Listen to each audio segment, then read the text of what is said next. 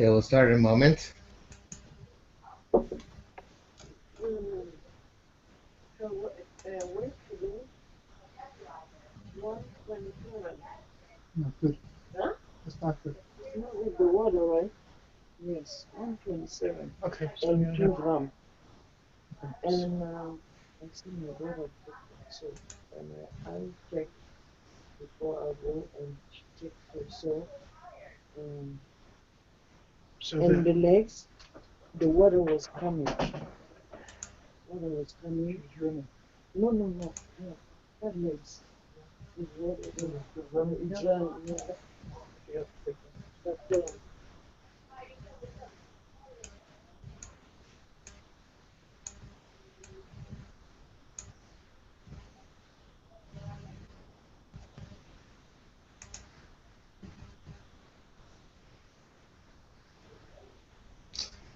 Okay, just waiting to show up here on YouTube, and now that it's showed up, we can begin. Let me close down a couple of things here.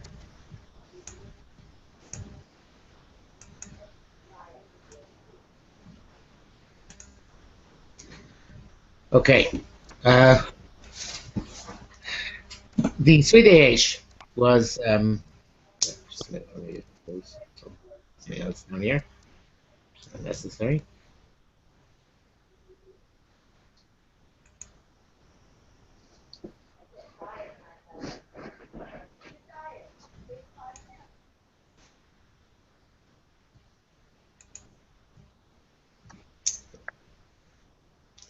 Yes.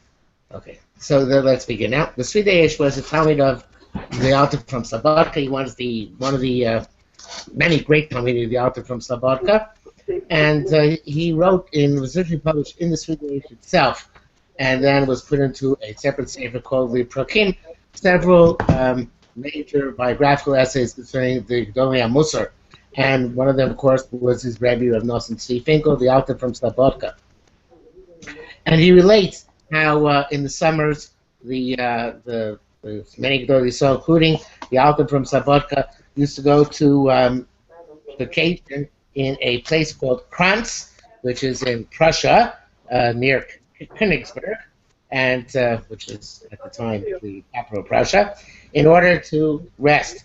Especially the author from Slabodka, in his later years, he was told that he should not involve himself any deep and profound thought when he was away at this rest area, but rather he should just be involved in menuchas hanefesh and in rest and recreation in order to recover his koichos for the next month.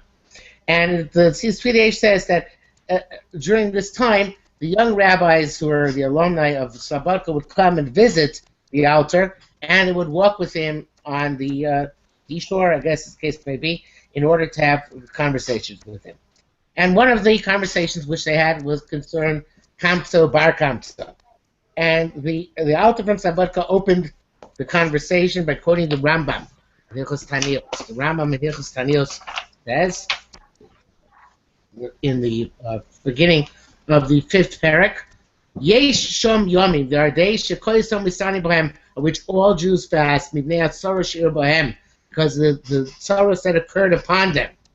Kidei Lo'orer Halabavos, what is the purpose, says the author from Slabodka, says the Rambam really, is to arouse the hearts. Liftach Darkei HaTshuva, and to open the pathways of Tshuva.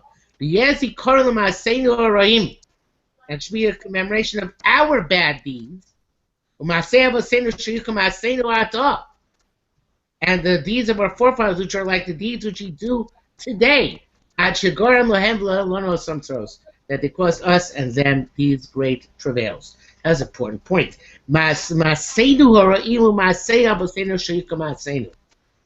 doesn't start with Masei Vosinu Shayuka Masenu and Masenu Horoim, but rather Masenu Horoim, because we have to look at our bad deeds and what we're doing. Not prospectively, but in other words, what we have to do in order to fend off potential bad deeds, or what we are doing wrong today. And when we remember these things, we'll be able to go back into tshuva. and that is what it means to do vidui, meaning not just to state, but rather to actually get immersed and involved and try and fix the averos which we did and which we are doing, and the averos of our forefathers. So we know the Gemara in Yuma Daf Tesman Beis tells us that the first Beis Hamikdash was destroyed because of Gila Raiza, but Zerach Shpichel's Domim. There are other things which are brought down in Navi, but that's not our concern in any event. Our concern is Bayis Sheni, because Bayis Sheni is the Beis Hamikdash whose golus and whose destruction we are now suffering. So therefore, our concern is to know what exactly we have to know in order to be masakin that. So the second Beis Hamikdash, Gemara there in Yuma says, was destroyed because of Sinas Chinam. And Sinas Chinam is the topic, therefore, of Tisha B'Av. The primary and perhaps even the exclusive topic of Tisha B'Av. Sinas Chinam. The author from Slabodka said that we're involved in Sinas Chinam, we engage in Sinas Chinam, Yom V'Layla, day and night. And yet we have the audacity to complain about the length of the golus. We fulfill these 3 weeks, said the author from Slabodka, the 3 weeks which begin in Shiva Saba Tammuz and end in Tisha B'Av. He says,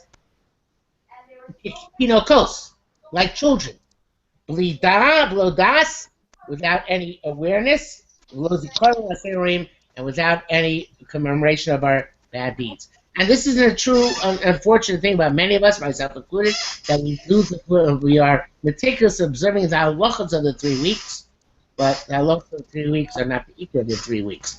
Most of the halachos are in fact ugly. The ikar of the 3 weeks Chazal gave us in order to understand what went wrong and what is still going wrong. That's what we're supposed to be involved with. So, Chazal say that the issue is Sinas Chinam, and they give us an example of that, which we'll come to in a few moments, the story of Kamtza and Bar Kamtza. But before we do that, the author from Slabodka addressed an important point, which is people still claim that they don't need Musar. Musar is unessential, and especially in our day and age, Musar seems to have fallen very much by the wayside. We have very rarely talk about introspection and self-examination and dealing with the depths, the deepest recesses of the neshama. And he says people rely on that which says, the author of Slabodka said, that people rely on that which says a kiddushin. Taflam on the base, barasi the Yetzara, barasi Torah taflin. I created the Torah, yes, but I also created the Torah as a spice, which is going to be able to spice the Torah and be able to fix it, be able to perhaps sublimate it and change it into something better. So the author for Slabodka says a very important point. He says, the generation of the Churban, Chazal say, they're the Gemara Yuma, they have Oisek in Torah and Gemilas Chasadim. Obviously, they were great Talmidei Chachamim, and a very great Talmidei Chasadim, and yet they had Sinas Chinam. The Torah of that generation, the Gemilas Chasadim of that generation, didn't help to prevent Sinas Chinam. It was there. So how can we possibly say in our generation, with our Torah, which is 2,000 years removed from that Torah, that our Torah is going to be able to rectify what went wrong and what is going wrong with us in terms of the reason why the Beis Hamikdash was destroyed. So now, if that's the case, let us come to the Kamtza and Bar Kamtza. The Kamtza and Bar Kamtza is, of course, just to go over it again, is the Gemara on Gigitten Daf Nun Hey Beis. The Gemara says, Moam Rabbi Yochanan. Yochanan said, "Might see with that which it says, a Kamtza Bar Kamtza, a Masha Mepachit Tomid. Praiseworthy person is always fearful. Maksha Libo, somebody hardens his heart. Yipo Baro will fall into bad, into things which are terrible. A Maksha Libo is those of us who don't pay attention to the Churban and the reasons for it. A Kamtza Bar Kamtza Chorb Yushalayim, because the Kamtza Bar Kamtza Yushalayim is destroyed. A Tarnigola Chorb Turmalka, because a rooster in hand Turmalka was destroyed. A Saka the Rispak on the side of a wagon, the Chorb Beta was destroyed. A Kamtza Bar Kamtza Chorb Yushalayim is the first case. Now the Seridei Eish, in his another essay which he uses in which he explains the author's perspective on history. Says, what came to his mind when he started writing this essay, and the author said is that the introduction of the translator, what is it, say, to Josephus's, the addition of Josephus's work in Hebrew. And the introduction to Josephus' work in Hebrew, he quotes here, Mikol ha'maasim hagdolim asher kodmu l'churban habayis, all the great deeds which preceded the destruction of Beis Hamikdash. In Chazal, lo nishar el hamon sichos chulin, there's only this idle chatter. So Chobshei Beis HaMedrash, so the people said the Beis HaMedrash, so Bar Kamtza, Bar Kamtza, and Kamtza and Bar Kamtza, Vaschai ben Avkulus, who we'll see momentarily, Val Kaba Savua, Tichos Klim Mekutos, fragments of this chatter, of this banter, Shoshoku ben Mikra b'Yamadu, which they just happened by coincidence to put into the ocean of the Talmud.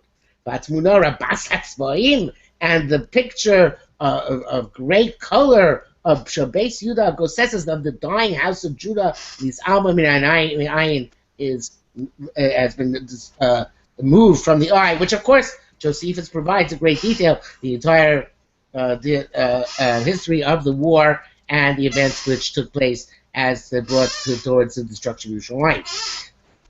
The Seridei Eish says that such a person misses the whole idea which Chazal, the whole perspective of Chazal. Chazal are not historians, says the Seridei Eish.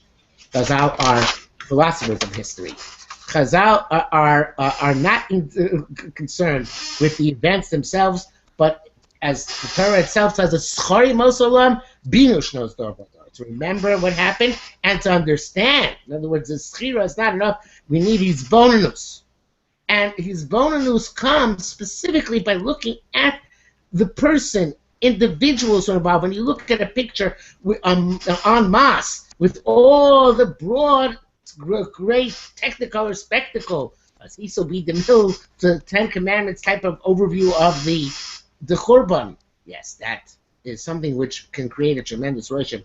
But what does it teach?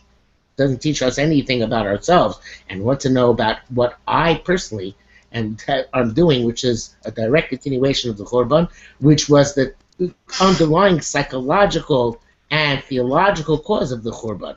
It just the scope of the tragedy can be immense, and the pain of the tragedy can be immense. But what is the lesson which we learn from that tragedy?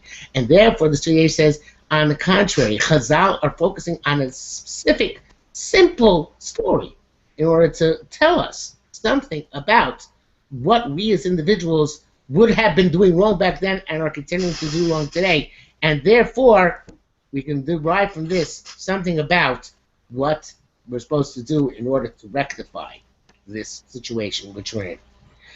And he says, and perhaps should mention this later because it's later in the Gemara, but I think it's appropriate now.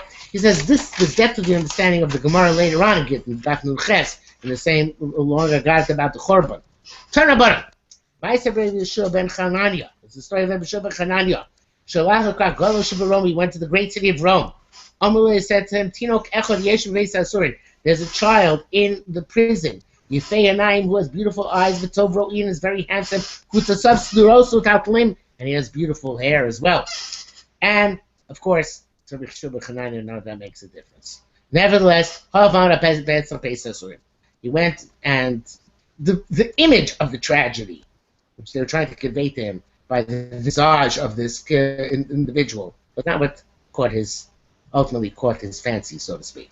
Now it involved him, engaged him. He went and stood at the opening of the prison. He said, Mina Samlim Shiso Yaakov Yisrael Bozim. Who gave Yaakov over to destruction and Yisrael to looters? Ono so Tinok Vamar, the child responded and said, Hello, Hashem zu chatonu lo. Hashem, to whom we have sinned, and we did not go in his pathways, and did not listen to his Torah. Omar, and therefore he said, Rabbi Shimon said about this child, that Muftachani bo shemor ha'Rabbi Yisrael, I know that he's going to become a great God of Yisrael, and therefore we redeemed him, and this eventually became the great God of Rabbi Shmuel ben Elisha. Now, says the Seridei Eish, what impressed Rabbi Shimon ben Chananya? Not that he was able to quote a pasuk, right? But rather the notion of our responsibility. One can say that Minasam Shisa Yaakov means the Romans were the ones who destroyed us. We can say that it was the Biryonim, the Zealots who destroyed us. Eternal, the Averos are that which went wrong in our Pnimius, with that which went wrong in our Musar. So therefore, what we're looking for is what went wrong internally. And therefore, we have a simple story which tells us what went wrong. Let's go back to Kamtza and Bar Kamtza. And again, I'm going to go through this a little bit quickly since most people are familiar with the story, but we need to go over it. How the Hu Gavra, the Rachme Kamtza, a certain friend, the person whose friend was Kamtza, about the Vave Bar Kamtza, and his enemy was Bar Kamtza. Avad Sudasa, he made a meal, a feast. Amar le Sham, he said to Sham, I say Kamtza, go bring me Kamtza. Also, I said Bar Kamtza, so when they said, brought him Bar Kamtza. Yosef.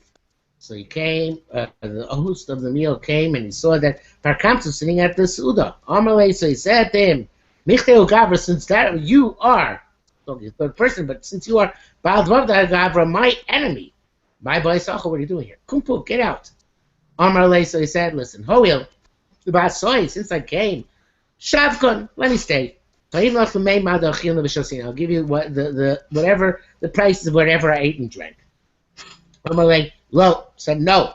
Amalei even if me power the suda I'll give you half of the price of the entire suda. Amalei Lo said no. Amalei even if me kula sudasach. I'm going to give you the entire price of the entire meal, the entire suda for all the attendants, all the attendees. Amalei Lo said no. Not the biyade, he picked them up with his hands, but Ukme stood him up, Afke kicked him out. So what about Kamtza do? Amar Ho v'havu Yasvei Rabbanon. Because the rabbis were sitting v'lo machube. And they weren't moicha in him, they didn't protest. Shma min hakanicholu. Must be that they were okay with this. I'm going to go and snitch on them in the house of the king. Also, Amar the case that went and said to the emperor, the Jews rebelled against you. Amar who says? I'm going to send them a carbon, test it out. Go see if they sacrifice it. Also, so he went and said, evidently with his own hands. No, he sent it in the hands of Bar Kamtza, sorry. Eglatilsa, a special, uniquely unique delicacy, the third-born calf. Badi Tkase, as they were going, Shadabe Muma.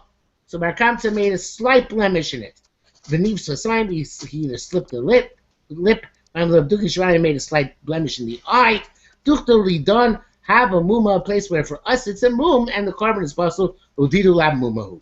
But it's not a mum for the non-Jews. Even halachically, it's not a mum for them. When they're allowed to bring korbanos la Hashem, they're allowed to bring korban which has such a mum. So the rabbis wanted to bring it as a korban because of the piece of the kingdom. Rabbi Zchai ben Avkus said, no, Yom Bali moving, they're going to say, Bali moving are brought to the Mizbeach. So the Mikvah, so they figure, okay, we can't bring it, so let's kill him, so let's go back to the king. The laser that Bar Kamtza should go Velema and say that we didn't bring the sacrifice it. On Rabbi Zchai said, no, Yom Matu Mum B'Kochim Yarei, the priest is going to say that somebody who put a mum in a blemish in the sacrifice is killed. Rabbi Yochanan said, and the son who saw Rabbi Zchai ben Akilus done Nova, Rabbi Zchai ben Akilus, Yichriva es Beitenu, the Sarves Echolenu, destroyed our house, burnt our sanctuary, the Son of Mount Seir, and moved us from our land. Now, a few things here. Says Alpha Slabodka. First of all, Rabbi Zchai ben Akilus, what does this Nova have to do with this? Okay, maybe he made a mistake, maybe that's what he could have done. But it's Bar Kamtza, not him. So the Maram Shif brings down from Echa Rabba, and I never saw this before. It's the author from Slabodka that said it, and over to Seridei Eish. The Maram Shif brings down from Echa Rabbasi that Rabbi Zchai ben Akilus was one of the Chachomim who were sitting at the Suda and was not moiche. He didn't protest the eviction of Bar Kamtza. Now, that means the Anbon Nova, is not the Nova here in the Sanhedrin, although that will come up also. But that's not the primary issue. The primary issue is that Nova of Bar Kamtza at the Suda, that he sat back and didn't make a mecha. Now, the question is, of course, why didn't he make a mecha? It seems to be a horrific thing, and it seems to be a legitimate taina on Bar Kamtza, right? So Maharsha actually speaks about this a little bit. And Maharsha says, one alternative Maharsha gives is to say that it was because he was Simon accused, and the other Chacham evidently were present, felt that they didn't have the capacity to be moicher. It was evidently the host of the Suda was too powerful. Perhaps that's so powerful that's why his name is not even mentioned in the Gemara. But he was too powerful and he didn't have the capacity to be moicher. They were too disenfranchised in order to do anything. The other possibility Maharsha gives is the antithesis of that, which is that the generation was so full of chanifa, of flattery and a slavish attitude towards great people meaning not great people who are actually great in Torah, but great people who are great in their other phenomena, such as their possessions, that therefore they not feel they would not refrain from making mecha, and sometimes they even did worse. So he says such a famous case where Agrippus came to the Beis Hamikdash and he started crying because from the Parsha of Hakel, and the Parsha of Hakel it says that the Navi, the Bemelech, the king has to be for a person who's born a Jew, and Agrippus was from Gerim, from the house of Herod. And they said to him, "Don't worry, Achinu wants you are a brother." And Chazal critical of this because it's not true. He wasn't suitable to be king. You can be nice to him, and you can even accept him as a leader, but in the Beis Hamikdash, to say something which is not true, they branded this a form of chanifa, of inappropriate flattery. And here too, says the Maharsha, perhaps the Rabbanim were part of this group of that generation who were inappropriate flatterers. But that says the Alter from Slabodka has a different approach. The Alter from Slabodka says that Bar Kamtza obviously was not such a big tzaddik. He went, as a result of this, and brought about the destruction of Beis Hamikdash. So it's entirely possible that the Rabbanan were present, including B'schar ben Akilus. Their anova was such that they felt that this is correct what he's doing, the owner, the Baal Abayis. He was throwing out Bar Kamtza not because of Bar Kamtza's goodness, not because Bar Kamtza was a good guy, but rather on the contrary, Bar Kamtza was a bad guy. Bar Kamtza was a bad guy, and therefore he deserved to be kicked out. And therefore they didn't make him a chah. So that's the case. That means, why did they not make him a chah? They had cheshbonis. They had legitimate, so to speak, cheshbonis. And the person who, as he says, getting back to Sinas Chinam for a moment, but the same thing is true about Yavona Nava Rabbi B'schar ben Akilus. He says a person who has Sinas Chinam gives tremendous rationales for Sinas Chinam. There's no such thing, as a matter of fact, which we think about ourselves that it's actually Sinas Chinam. We always think we have good reasons for the sin of Rishonim. And he says a person who's from gives from a cheshbonis for the Sinas Chinam. Versus Yirei Shamayim, he says, Yirei Shamayim gives religious reasons for it. Mefarsimim esachanefim. You're supposed to, let's say, as an example, you're supposed to go and publicize the people who are doing bad things. So, coming back to this idea of, and why is this anova? We'll come back to that in a moment. But let's come back, though, let's focus for a moment on actually the episode of Kamtza Bar Kamtza before we come to B'schar ben Akilus. What is Sinas Chinam? What is Sinas Chinam? The Alter from Slabodka asked the Seridei Eish, what is Sinas Chinam? What do you think Sinas Chinam is? So Sinas Chinam said, it's Pashut. The Seridei Eish said, it's having Ro'a Lev, having a bad heart. Sarasayim, looking at others with little narrowed eyes, meaning askance in a negative way.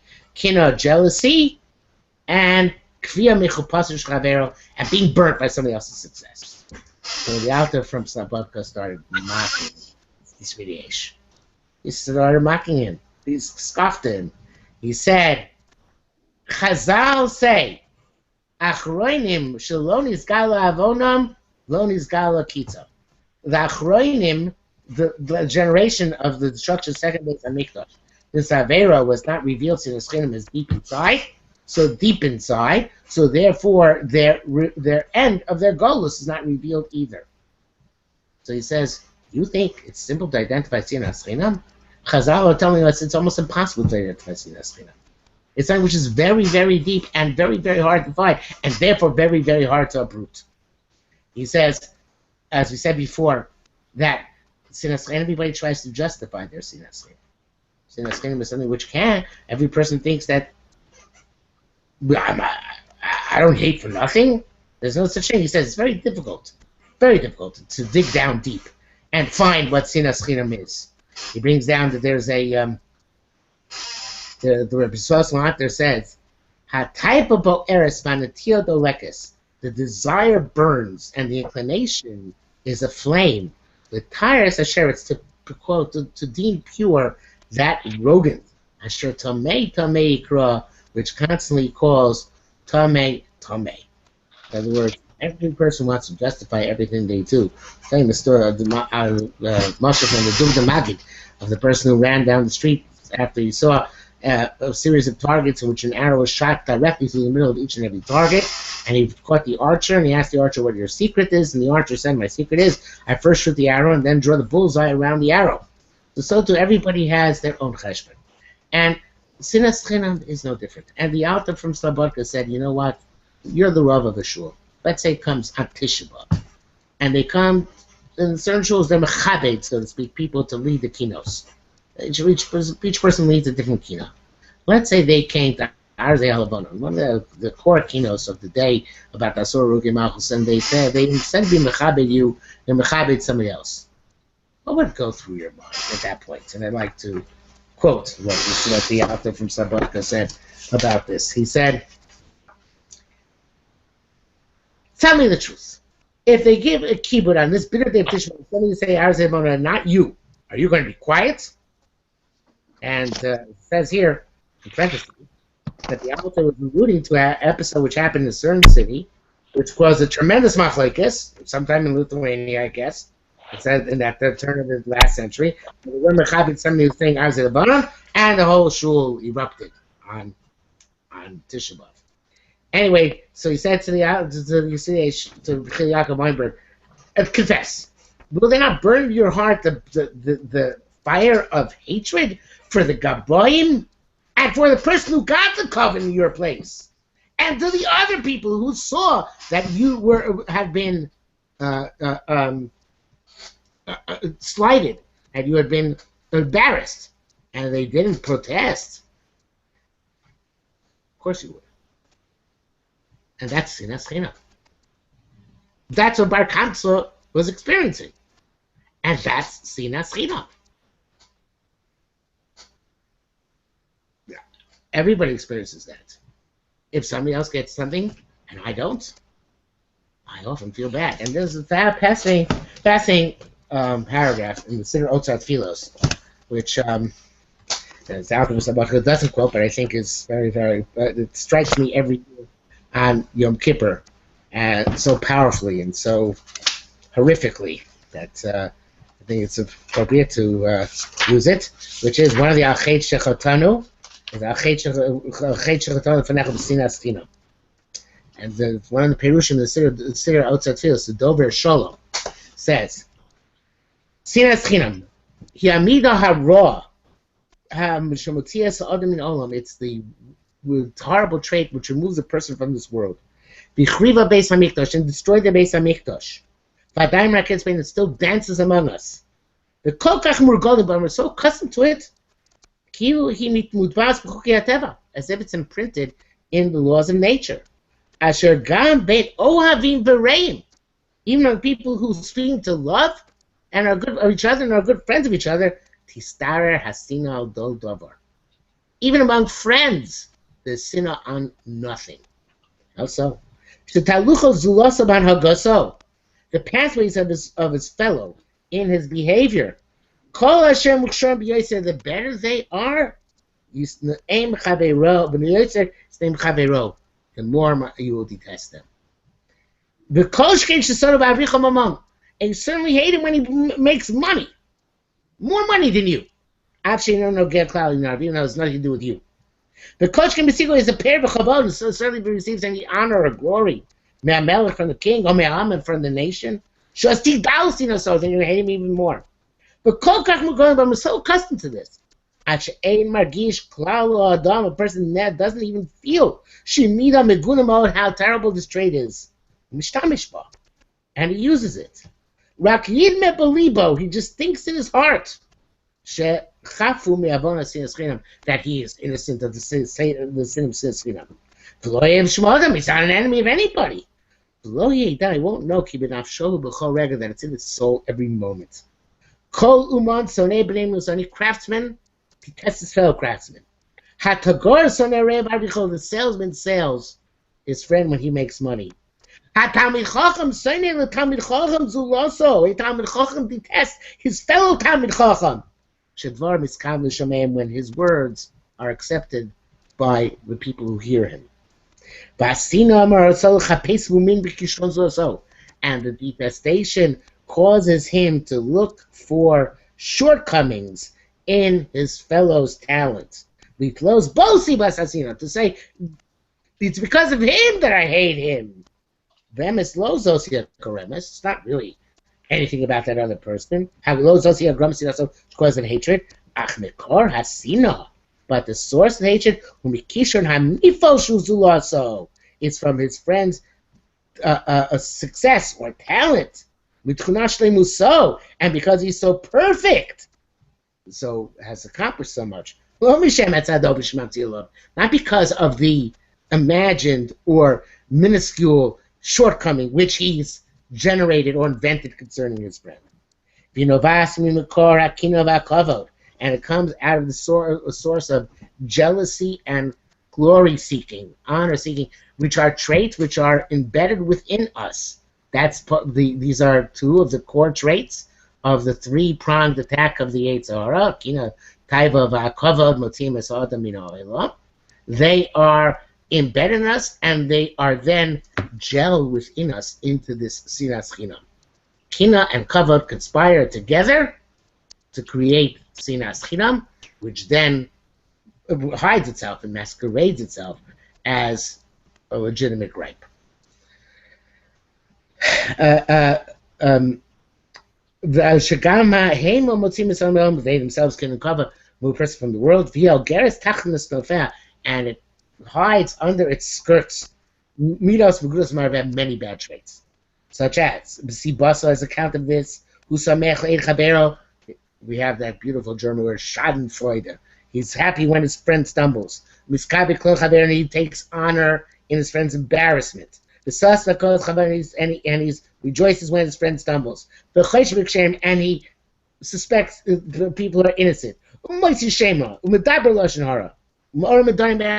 he causes strife between brothers and friends. And as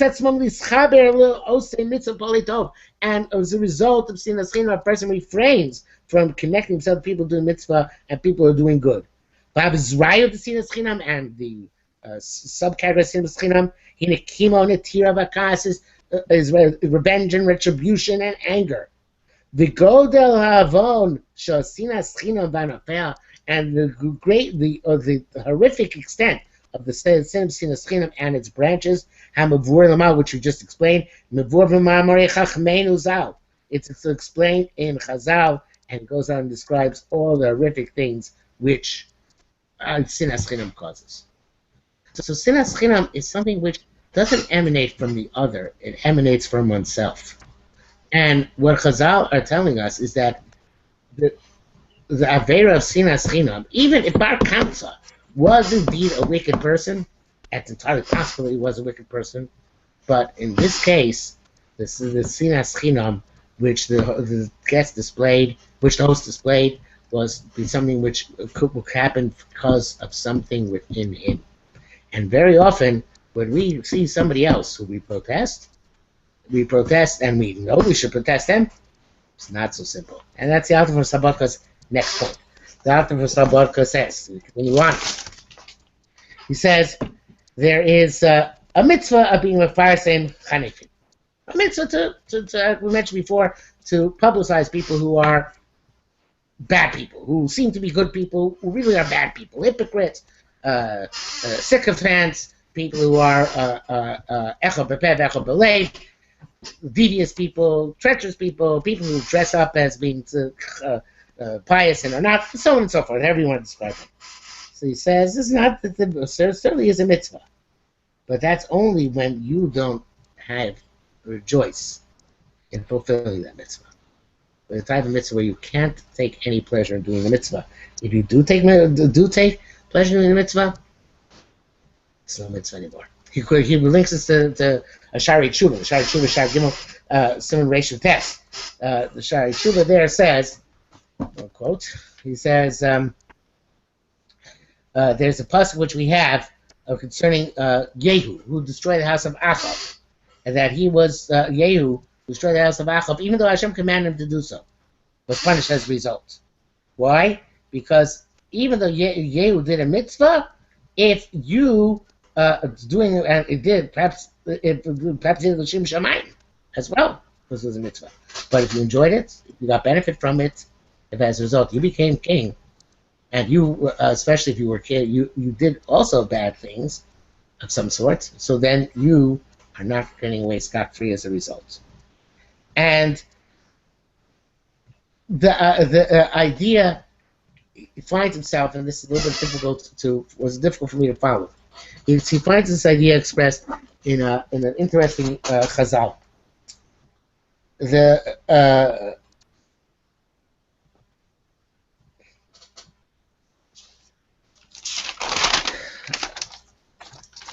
Chazal say in the Medrash Rabbah Yana Bullock, Bamidbar Rabbah Chaf.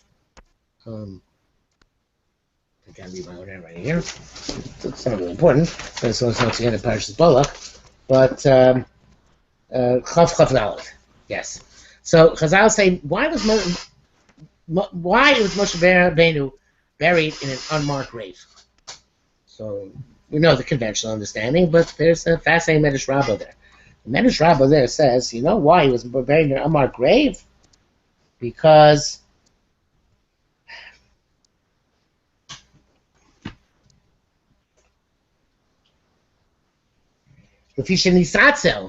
because he was held back. The Maaseh Zimri, when Zimri, with the story of Zimri, therefore, people don't know where he's buried. Person has to be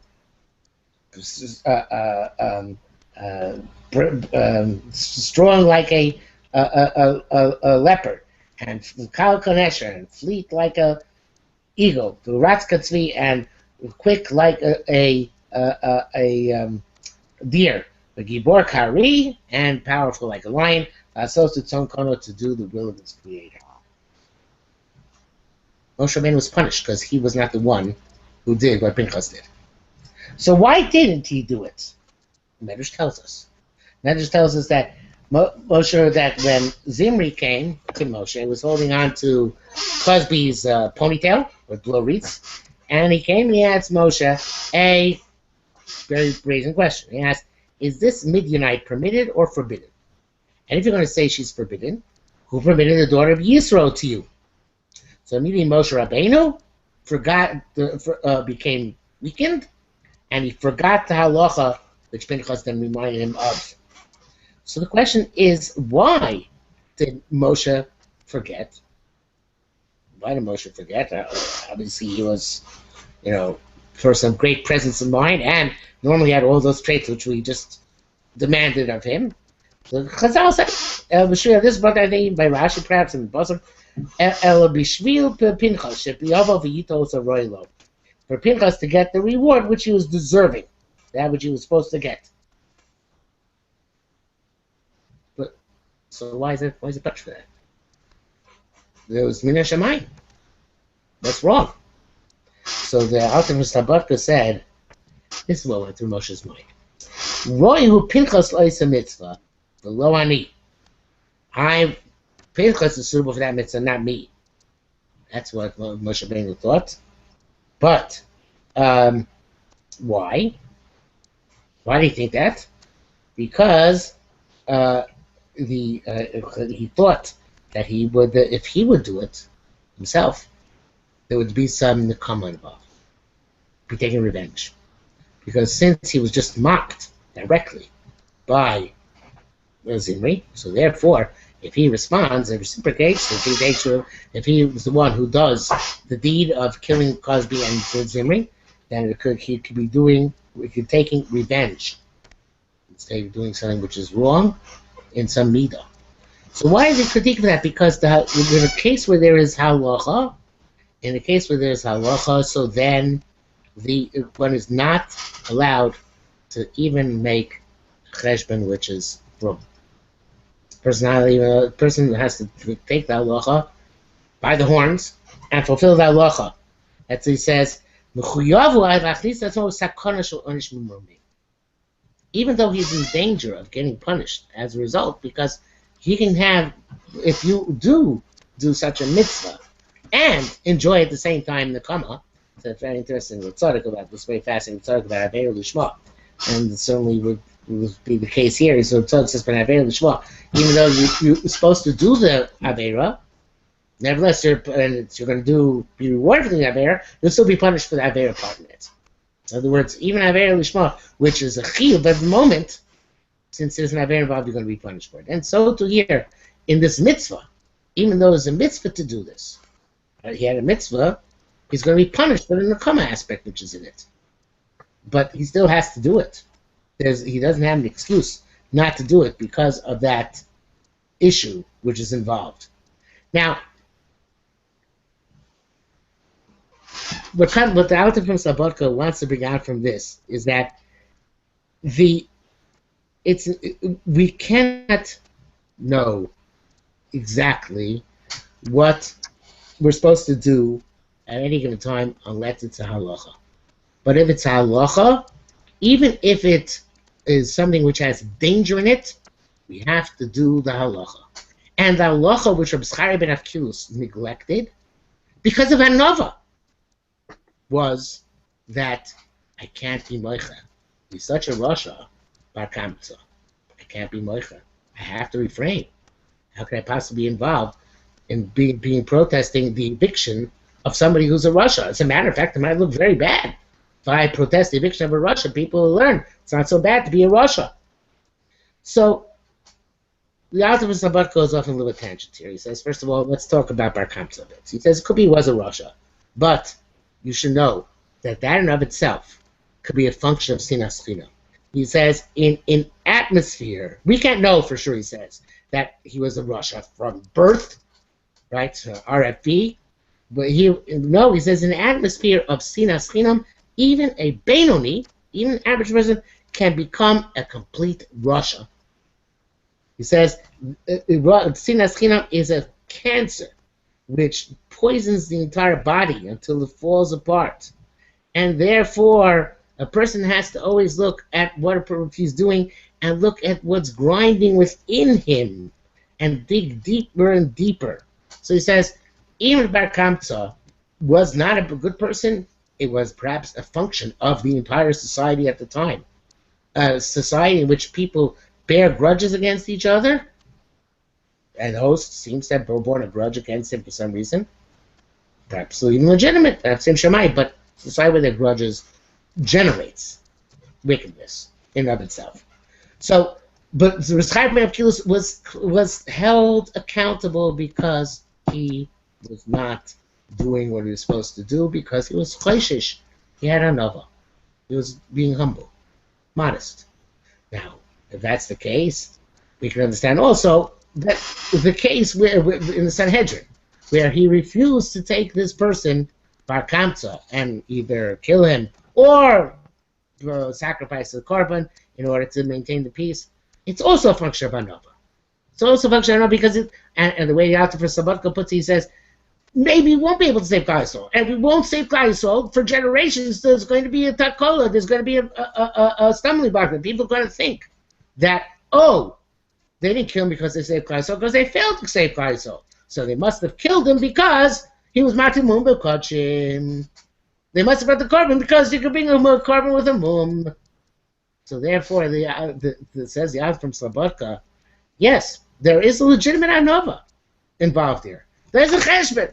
The cheshbon is that what happens if we don't succeed? Who knows what's going to be the message for generations? The Beis Hamikdash will be destroyed, and will leave the wrong impression about Matimum B'Kodshim.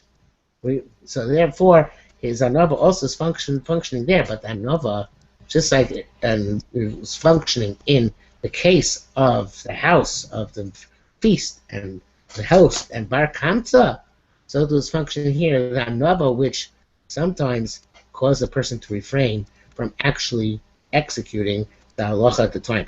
And say it would have gone against anova. Moshe Rabbeinu Anami Kol Adam, right? He was told by this medrash that even though you're right, you might have had a negiah, and you did a nekima, you should have done it. And since you didn't done it, even because you had a cheshbon, it might be nekama. Pinchas should do it and get a schar.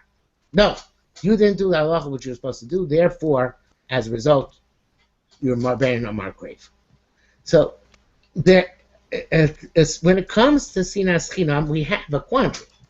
It's a very difficult quandary, which is, on the one hand, we're told we have to eradicate sinas chinam. On the other hand, we're told that if we see something going wrong, we have to make sure to eradicate that thing which is going wrong, and not to hold back because we're afraid that maybe as a result, maybe it's resulting from our midos ros. So what do we do? How do we reconcile the situation? On the one hand, we're told, be careful sinas chinam. On the other hand, we're told we have to do things which perhaps are involved with sinas chinam. So the author of Slabodka deals with this. The author of Slabodka says, and it's a very interesting idea, and it says spontaneity has its own laws. It is only the final end of a long process which is woven in the soul. That's a translation, of course, from the Hebrew which I have here. He probably said Yiddish to begin with, but in the Hebrew it says here, the Seridei Eish records that he says, Karagil medabrim b'nei adam al yispartus pitzamis. People normally speak about a sudden outburst, about spontaneous increase and on random spontaneity. Aval ein ha'ayin misparetz, but nothingness does not burst out. There's no explosion from nothingness. Although the Big Bang theory, but okay, leaving that aside, there's no explosion from nothingness. The ein spontaneous el koach atzur kavush. Spontaneity only comes when there is a powerful force which is restrained and held in check and then bursts out. The spontaneity has its own rules. There is a that which seems to be spontaneous is only the very end of a long and complex process which is woven in a person's soul. What a person does and how a person speaks are not born of the moment, contrary to what we very often claim. Oh, I didn't mean it. Oh, it just came out. Oh, I wasn't thinking. The author of Slabodka says it's not the case. Behind every small deed, even the smallest, the most lightest conversation, there stands a great and powerful order in which the thing came to gel and come into being in the depths of the soul.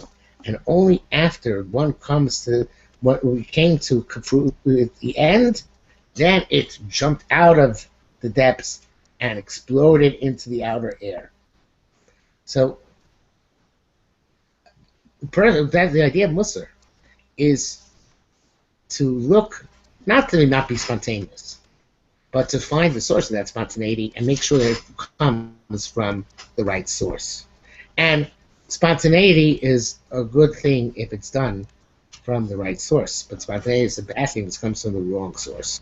So a person is supposed to be spontaneous, a person is supposed to be strong, but a person is supposed to do the preparations ahead of time to know where one's spontaneity comes from. Deep into the soul and to understand how things grow, and not to let them grow to the point where they will burst out in a negative way. Says the author before he comes out with stuff like this. conclusion on that basis. I want the Seridei Eish takes this further. He says, "It's a cloud gadol musar." This is how he combines the musar aspect and the history aspect of Tisha B'Av. It's a great principle of musar. Sina molida sina. Hatred yields more hatred. Gives birth to more hatred. It's a great principle in the divine control of the world, the divine conduct of the world. Mida keneged mida. Quid pro quo. Hashem's mida towards us, a measure towards us, is the same measure which we measure out towards our others. B'mida shebnei so sonim zeh zeh. To the extent that b'nei so hate each other, umos olim sonim osonim. The nations of the world hate us. There's repetition. B'mida shebnei so sonim zeh zeh. To the extent that b'nei so hate each other, the nations of the world hate us. V'havta recha kamocha ani Hashem. You should love your neighbor as yourself. I am God means ani hagozer mani gezolim b'gzeirosav. I will conduct the world and make decrees in the world based on v'havta recha kamocha. Wherever happens to v'havta recha kamocha, that's how the world is going to conduct itself to you. Famous Chazal about the Dor Shel David, you do turn b'nei, where there was strife among them, but you had Simulcast, the knife went out to war and would fall, and Dor Shel Achav, when there were no deal to strife among themselves, and even though they were there but a Zara, they went out to war and there were no casualties. It's correlation. Ein tikun olam ve'tikun Yisrael b'tikun musari. There's no fixing the world, no fixing the Am Yisrael without musar. Shekol yachid yachid metakein es atzmo, which every individual fixes himself. Tikun zeh yavi lonu la'olam kulas gula. Only this can bring to the world the gula. Gulas yachid, gulas rabbi. The individual redemption and the redemption of the masses. Gulas am v'aretz, the redemption of the people and the land. Gulas nefesh v'ruach, and redemption of the soul and the spirit. Gulas Yisrael zu haschalosa shel yitzchachus yisrael noshis. This redemption of himself would be the beginning of the renewal of human history. As long as this gula doesn't come, the individual gula, we're still going to have Avelos and Tisha B'Av. I heard somebody they speak about Tisha B'Av and about how the Avera of the internet, which we're using right now, hopefully in a good way. And how about the riots of the internet, and of course these are very big problems. But I don't think that's a problem of Tisha B'Av. That's a problem. There are many Yetzaras, Baruch Hashem, in the world, which we have to fight. But the Avera of Tisha B'Av is not the Avera of the internet. Well, actually I should say it. Let me take that back. It could be very much the Avera of the internet, as we know in today's blogging world. But the Avera is the Avera of Sinas Chinam, and that Avera is much more subtle and much more difficult to deal with than the Avera of Arayas. Arayas is very, very visible, unfortunately, and very, very identifiable. Sinas Chinam is very difficult to identify. It's very hard to eradicate. So coming back to what the author from Slabodka says, the author from Slabodka, this Seridei Eish is really just the perush of the author from Slabodka. He says the purpose of Musar is that one should pay attention to that the process by which things grow within oneself, and to cut down a bad growth before it becomes, this mixed metaphor, a powerful stream. So Chazal teach us, to the extent, there's a quote from the author from Slabodka. I'm just going to quote it. Since it's a quote, I'm going to quote it inside. Chazal tell us that with their great skill, they say, they gave us a terrific description of an episode, Kamtza and Bar Kamtza, which came prior to the Churban, which seems to have been a simple and normal, everyday occurrence. People get kicked out of the feasts, people have fights every day. But it illuminates like an X-ray. It's a sheled shel sinas chinam, the skeleton of sinas chinam, which lies underneath the body. There's that slowing mizokimena and the shades, the reflections, which come out from it. What are they coming to teach us? What is the point of this? Of this? What is the point of this exercise of Kamtza and Bar Kamtza?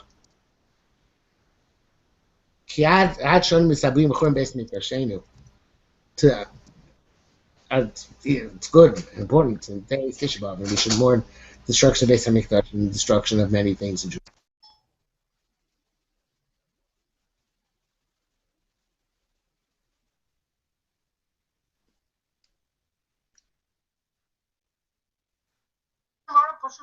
Seems to have been a simple and normal, everyday occurrence. People get kicked out of the feasts.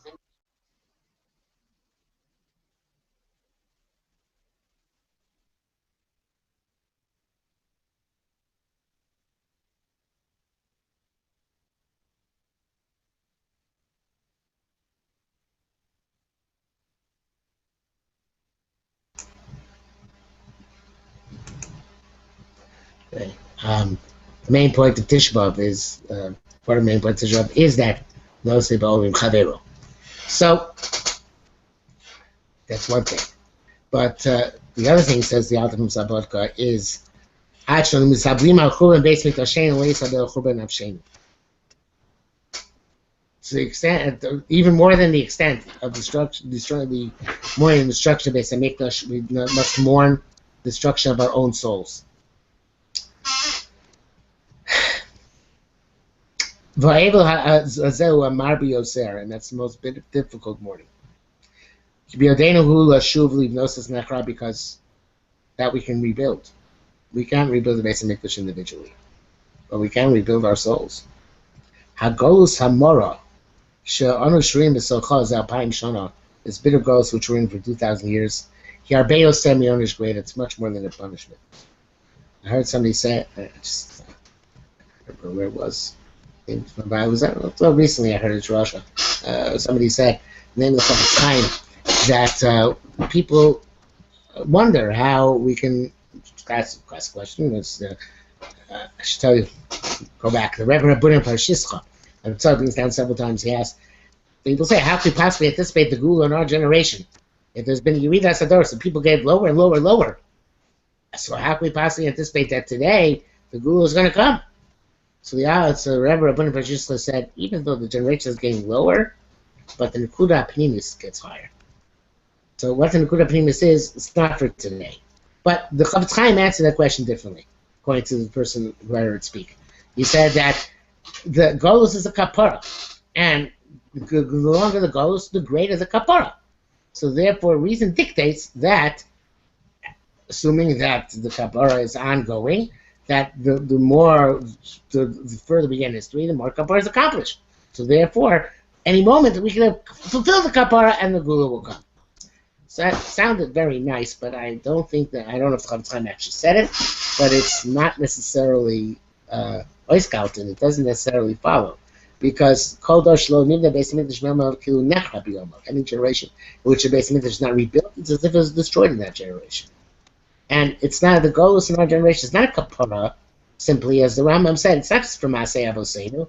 Masei Avoseinu is second in the Rambam's description of Ilchos Tainus. When the Rambam says what we're supposed to look at, the Rambam says Maseinu haroim.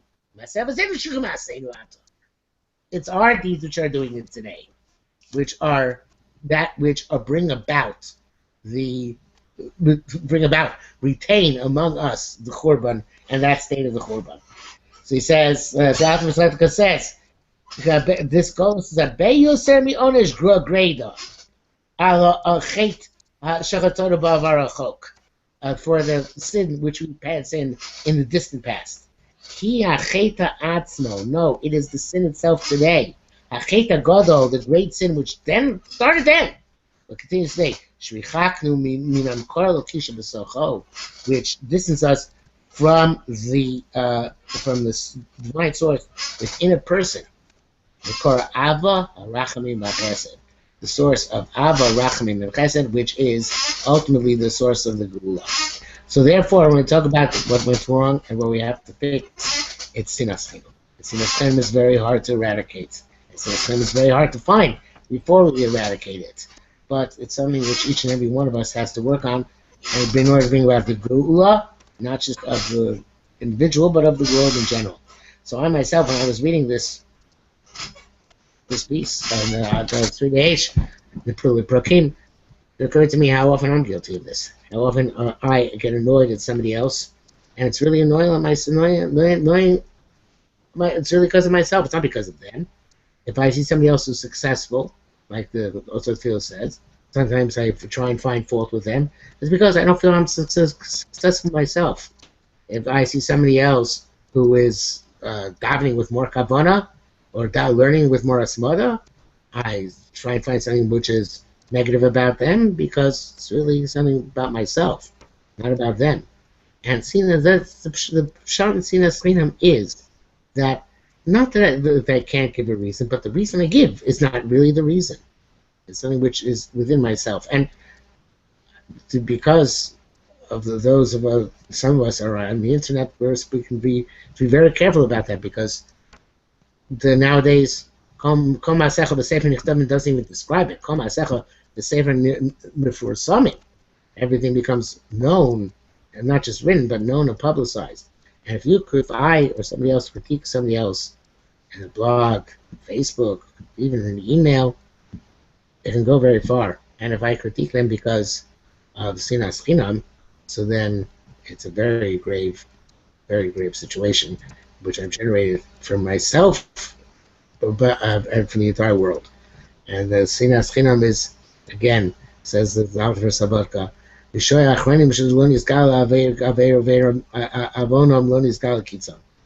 we should have to dig deep within ourselves in order to try and find others to help us notice when we have Sinas Chinam within ourselves. But we should work on Sinas Chinam, and it's hard to say this, but I want to finish with this. But I saw today, in one of the posts on a blog and Facebook, one of the commanders of the Israeli army, which went into Gaza, he wrote a note to explaining how this was a victory for the Israeli army, and Yirtzeh Hashem, he should prove correct in everything which he wrote out. But then he went on. He said, I don't know if he's from, not from, I don't think it makes a difference. He wrote and he said, something else which the war accomplished was the amazing Achdus in Am Yisrael. Achdus, which we haven't experienced in a long time. He said, look at all the strife which happened before him between the Charedim, who are religious Zionists, Amalek, and the Charedim protesting this and that way, and the religious against the secular religion, back and forth. And look, everybody got together for this. The Charedim and the Chilonim and the religious Zionists. And it's a very powerful, moving letter. But it makes the point with the Seridei Eish that wars come about. Who might have said this? The Seridei Eish said it. Who might say it? Slabodka alluded to it. But when we have wars in the world, it's midah keneged midah for Sinat Am Yisrael. And sometimes we need to have wars in order to bring about Achdus in Am Yisrael, and that's a horrible price to pay. And it's a price which we've been paying for all these years. And Tisha B'Av, if nothing else, is to bring us all together in Avelus in order that we should have that Ahava, in order to bring about Ahava, V'achva, V'shalom, V'reyos. We should be zeichet to do without milchamas, without golus, with Musar, with Avodah, and zeichet to be as Mashiach Tzidkenu, here